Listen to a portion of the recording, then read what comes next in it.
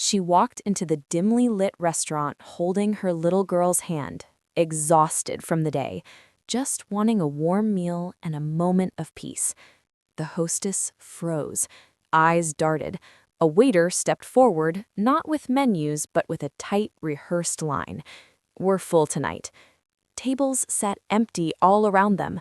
Her daughter's confused gaze lifted to her face. The sting of rejection landed like it always did, sharp, familiar, unspoken.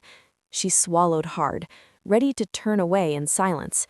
Then the kitchen door swung open. The owner stepped out, and everything changed. What he did next would reveal a truth this place had buried for far too long. Stay with me. This story isn't over yet. Her name was Aisha Thompson, a 32-year-old single mother raising her 6-year-old daughter Maya in a quiet mid-sized city where the days blurred between long shifts at the community health center and hurried evenings filled with bedtime stories and packed lunches. Aisha had always carried herself with quiet strength, hair neatly braided, scrubs swapped for jeans and a simple sweater after work, her smile reserved but genuine. She worked hard so Maya could have more: dance classes on Saturdays, books instead of screens, a future brighter than the one Aisha had fought through herself. That Friday evening felt no different from any other. The week had been exhausting. Back-to-back patient appointments, a missed lunch, Maya's excited chatter about a school art project still echoing in her ears. Aisha decided they deserved something small, something warm, a sit-down dinner instead of another microwave meal. She chose Riverside Diner, a family-owned spot she'd passed dozens of times on her commute. Cozy booths, the smell of fresh bread drifting out, families laughing inside. It looked safe, welcoming. She smoothed Maya's ponytail, took her small hand, and pushed open the heavy glass door. The bell above jingled softly. Heads turned, conversations dipped. Aisha felt the shift immediately, the way eyes lingered a second too long, the sudden tightness in the air.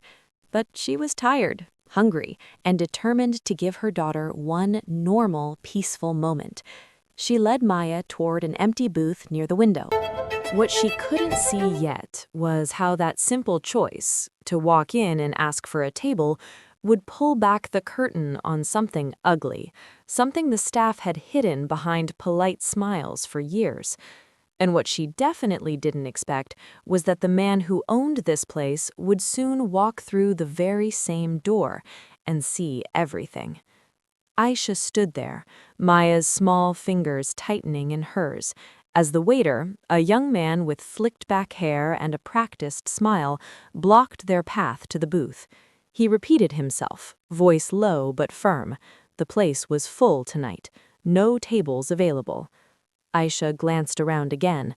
Half the dining room sat empty, booths with folded napkins, chairs pushed in neatly, candle flames flickering over untouched water glasses.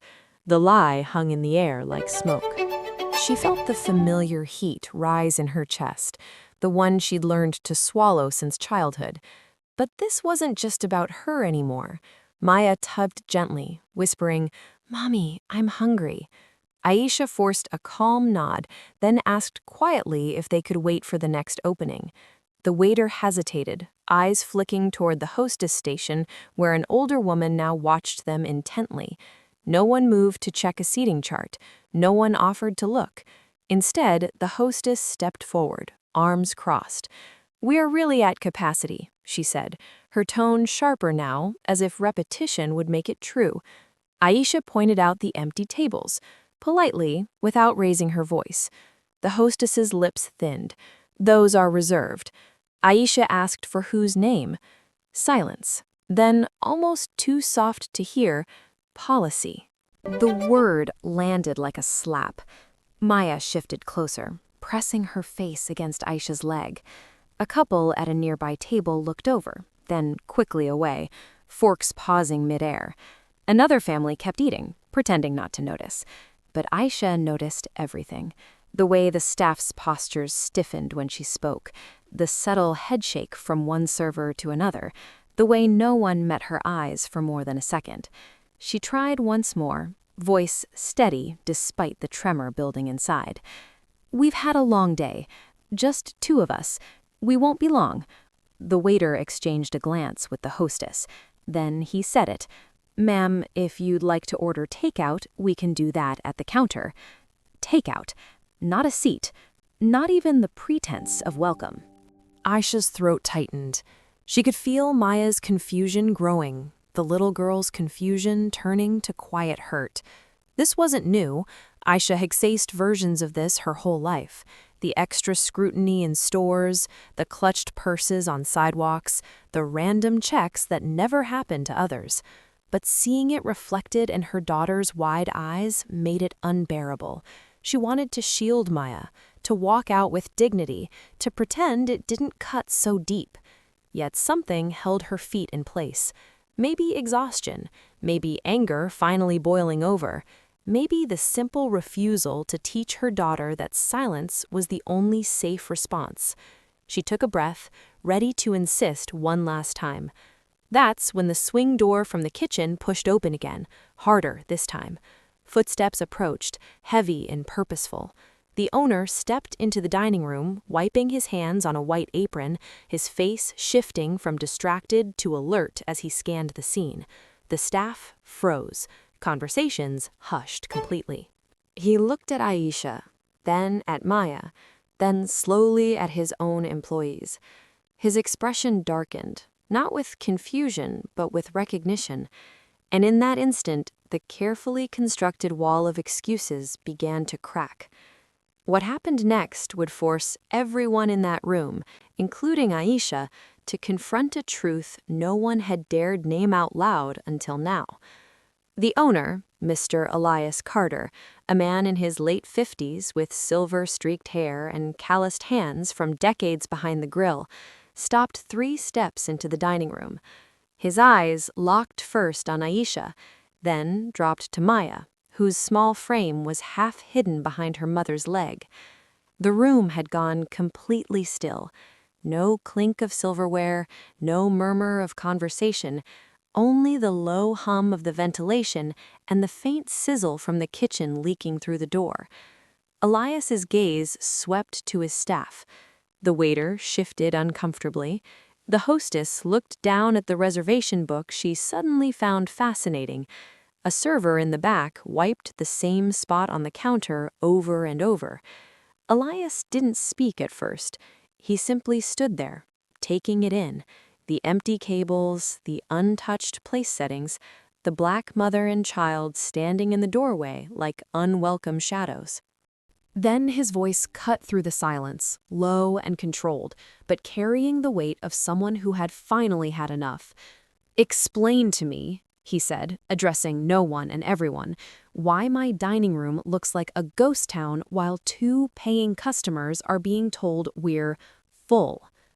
The hostess opened her mouth, closed it. The waiter started to stammer something about reservations. Elias raised a hand, sharp, final.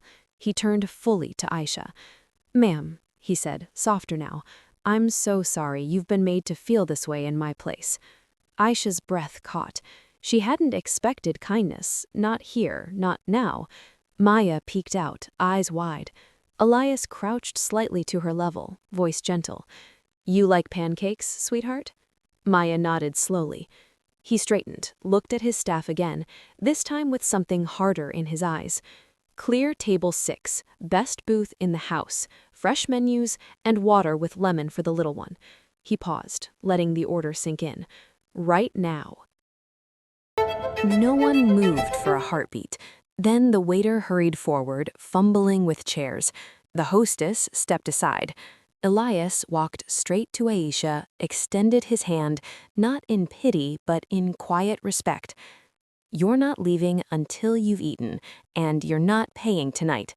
Aisha stared at him, tears she hadn't allowed to fall threatening now. The room watched, some in shock, some in shame, some already reaching for phones.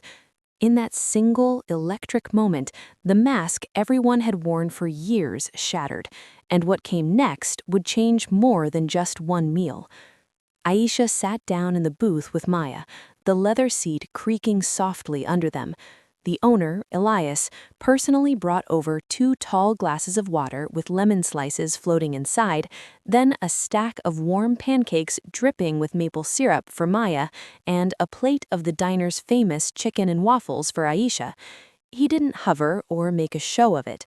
He simply placed the food down, met Aisha's eyes with quiet apology, and said, "Enjoy your meal. You're welcome here anytime." The staff moved differently after that. Heads lowered, movements hurried but careful. Some customers left quietly. Others stayed, whispering. Phones stayed in pockets. No one recorded the moment. But the air had changed. The pretense was gone. Maya ate slowly at first, glancing up at her mother for reassurance. Aisha stroked her daughter's hair, forcing a small smile through the ache still lodged in her chest. She ate too, every bite tasting of something more than food, dignity reclaimed, a small victory carved out of a night that could have ended in silence and retreat. Later, as they walked out into the cool evening air, Maya tugged her hand. "Mommy, that man was nice." Aisha nodded, throat tight. "Yeah, baby, he was." That night didn't erase the years of doors closed, seats refused, smiles turned cold. It didn't undo the lessons Aisha had already taught herself about moving carefully through spaces that weren't always built for her. But it gave her daughter something different, proof that kindness could break through, that one person choosing to see could shift the entire room. Stories like Aisha's happen every day, in restaurants, stores, schools, neighborhoods. They're rarely loud. They're quiet humiliations, polite rejections, policies dressed up as full capacity. Yet each one chips away at someone's sense of belonging. Each one teaches a child what the world thinks they deserve. Elias later posted a handwritten sign by the door. "All are welcome, no exceptions." It wasn't perfect, it didn't fix everything, but it was a start. One man deciding the past didn't have to keep repeating. So the next time you walk into a place and feel eyes follow you or don't follow you, the question isn't just, will this happen again? It's, what will I do when I see it? Because change doesn't always start with a crowd. Sometimes it starts with one person walking through a door and refusing to look away. If this story stayed with you, share it, talk about it, and ask yourself, whose table are you willing to make room for?